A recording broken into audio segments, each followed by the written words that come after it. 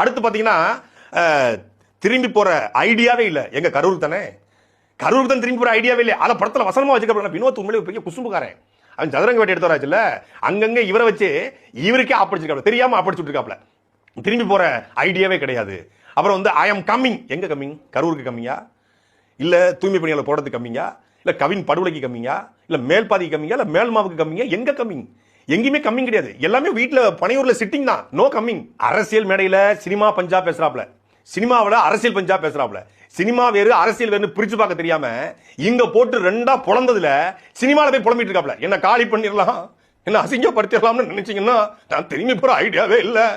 I am coming. இந்த இதான் modulation. இதை கொஞ்சம் என்ன காலி பண்ணலாம் அசிங்கப்படுத்த நினைச்சீங்கன்னா நான் திரும்பி போற ஐடியாவே இல்ல, ஐ எம் கம்மிங் அப்படின்னு சொல்லி கொஞ்சம் உணர்ச்சி போட்டு பேசியிருக்காப்ல. ஆனா உண்மையிலே உள்ளுக்குள்ள வரையா ஃபீலிங்னா என்ன காலி பண்ணலாம் அசிங்கப்படுத்த நினைச்சீங்கன்னா நான் திரும்பி போக மாட்டேன். இதுதான் உண்மையான வசனம். அது மனசுக்குள்ள இருக்கு. ஆனா வெளியே பேசும்போது டப்பிங் தேட்டர்ல அதை கொஞ்சம் வேற மாதிரி பேசியிருக்காப்ல.